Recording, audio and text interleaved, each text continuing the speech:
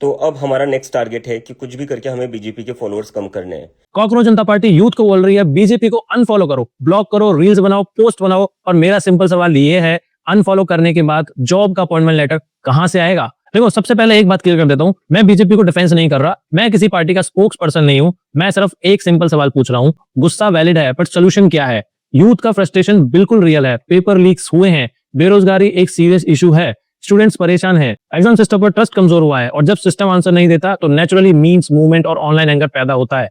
लेकिन प्रॉब्लम यहां से स्टार्ट होती है। आप कह रहे हो बीजेपी को अनफॉलो करो, ठीक है, पर उसके बाद क्या? आपके पास कोई जॉब प्लान्स हैं? आपके एजुकेशन रिफॉर्म्स क्या हैं? पेपर लीक रोकने के लिए आपके पास क्या लॉ है? गवर्नमेंट वैकेंसीज का बैकलॉग कैसे भरोगे? यूथ को स्किल, रोजगार और सिक्योरिटी का रोड मैप कैसे दोगे? क्योंकि भाई, अनफॉलो करना डिजिटल प्रोटेस्ट हो सकता है, लेकिन अनफॉलो करना पॉलिसी नहीं होता, ब्लॉक करना एम्प्लॉयमेंट स्कीम नहीं होती, रील बनाना पेपर लीक रोकने का फ्रेमवर्क नहीं होता, और फॉलोअर्स बढ़ने गवर्नेंस कैपेबिलिटी का भी प्रूफ नहीं होता।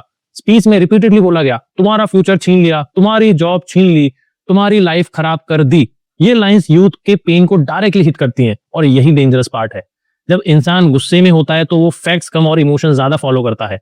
आज लोग कॉकरोच जनता पार्टी को फॉलो कर रहे हैं, फाइन, लेकिन हम फॉलो किसको कर रहे हैं? एक मीम पेज, एक प्रोटेस्ट मूवमेंट, एक पॉलिटिकल पार्टी, या सिर्फ एक एंटी बीजेपी कैंपेन?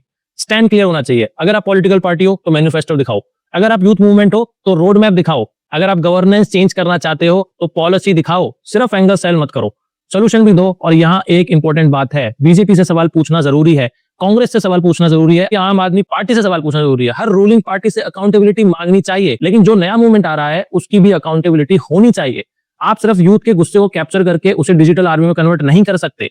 यूथ को रेवोल्यूशन के स्लोगन्स नहीं, रियल रिक्रूटमेंट चाहिए। यूथ को वायरल रील नहीं, वेरीफाइड रोड मैप चाहिए। यूथ को सिर्फ एनिमी नहीं, एम्प्लॉयमेंट चाहिए। इसलिए मेरा मैसेज सिंपल है, किसी को ब्लाइंडली फॉलो मत करो, ना बीजेपी को, ना कांग्रेस को, ना आपको, ना कॉकरोच जनता पार्टी को।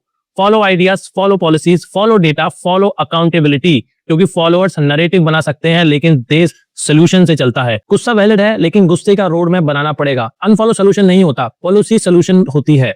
डिजिटल प्रोटेस्ट यूजफुल है, डिजिटल ब्रेन वॉश डेंजरस है।